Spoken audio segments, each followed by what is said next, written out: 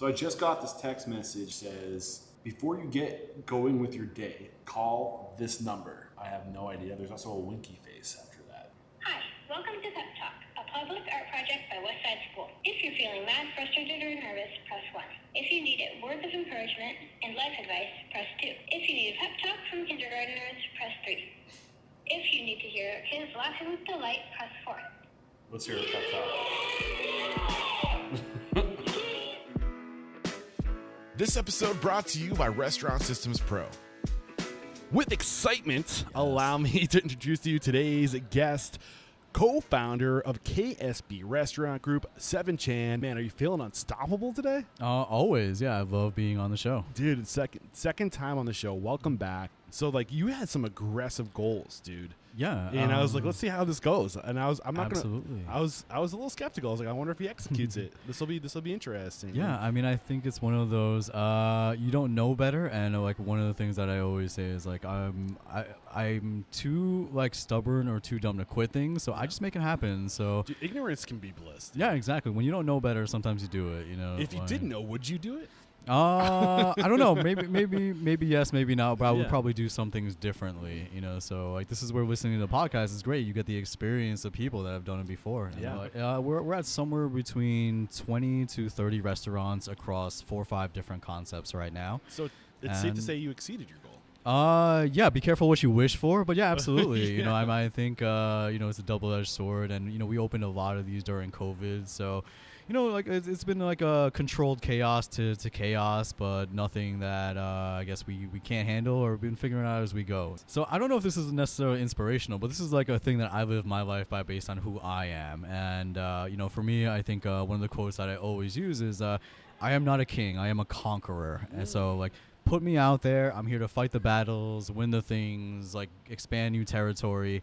But I'm not the greatest, or my favorite thing is not the managing, it's not dealing with the day-to-day. Like, I'm out there to win battles. I'm here to fight.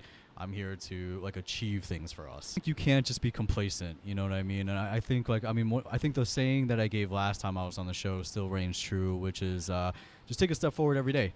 You know, so, I mean, I think for a lot of people, they do that when they first start their business, the first few months, and there's an obvious checklist or things to do or what to do next. But for me, like, I know that for my success, I have to be out there fighting battles every single day. I have to take a step forward every single day. Yeah. And that's how we've become the most award-winning restaurant in our city's history. Yeah. That's how we've achieved things that no other fast casual restaurants ever have.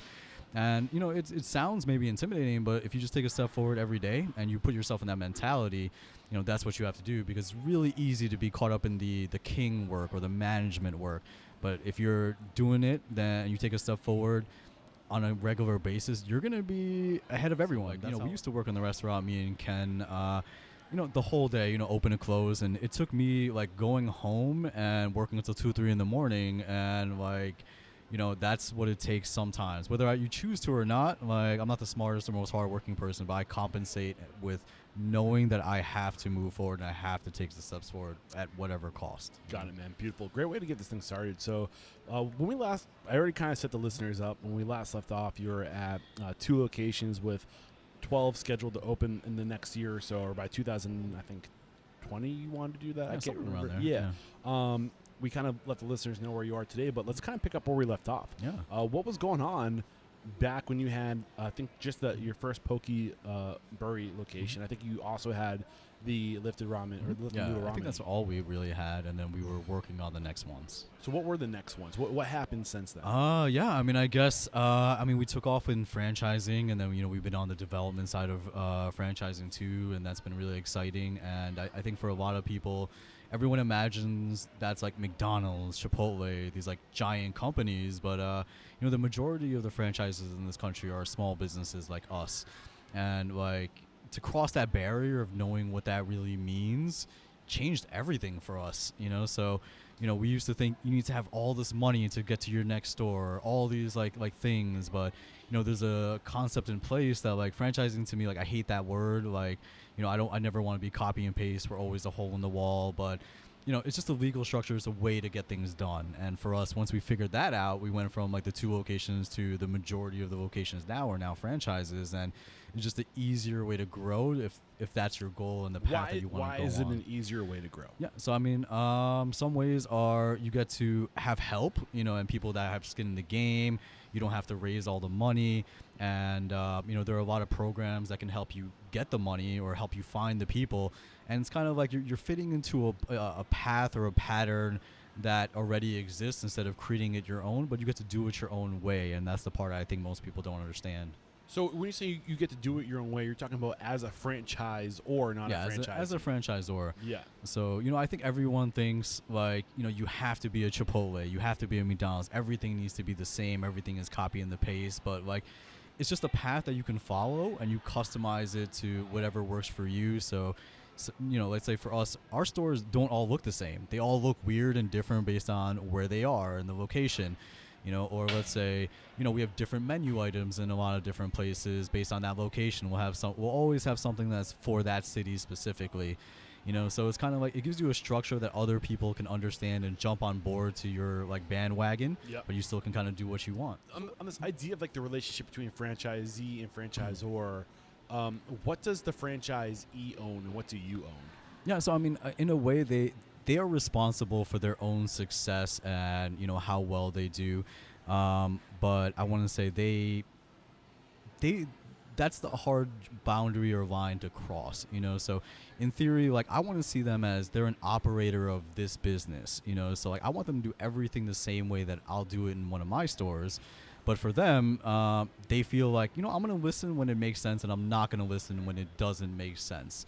And that's probably one of the most frustrating things, because I want to say everyone that does follow our system is successful. Like, that's factually true, and at least based on our track record. But the people that kind of go off and do their own things, those are the less successful stores. Those are the people that kind of repeat the same problems over and over again. And I'm like, well, that's why you bought the franchise, so you don't have to do that part.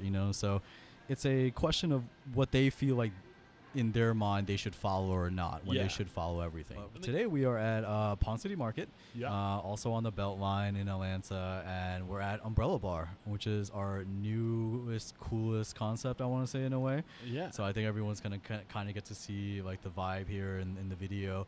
But this is our first kind of like Korean street market kind of thing. So Korean slushies that we have here, which is what you were trying. Which I just made disappear. Yeah, imagine like delicious. kind of like you go to like Fat Tuesdays, you go to those like kind of like slushy bars. You can't see it, but you can hear it. Yeah, there you go. Mm-hmm. Yeah, but this is the first kind of like Asian-inspired version of that, and everyone loves slushies, everyone loves booze, so we're like, and Asian stuff is trending, especially Korean stuff has been trending recently. Yeah. So we're like combining all those things, and it's been like a hit so far. Nice. It's our first kind of bar, and it's a big deal because I think if we've kind of figured out the ins and outs of restaurant, you know what I mean, and adding bar to it is obviously good profit margins, cool promotions, a lot of like cool new weird stuff that we can do, and like whatever opens more doors is something we're always looking for, and this has opened doors to all kinds of new weird stuff. So what is it specifically about the Umbrella Bar that you think is making it open doors for you? So I mean, one is like the fact that we're experimenting with a new concept for alcohol. Yep.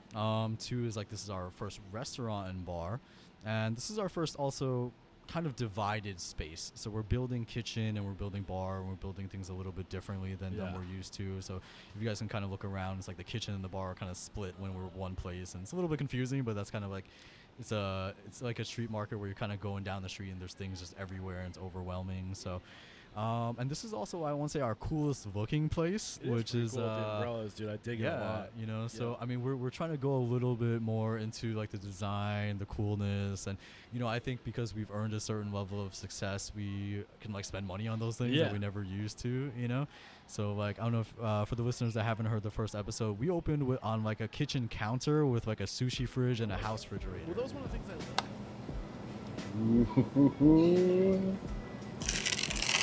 Look at that.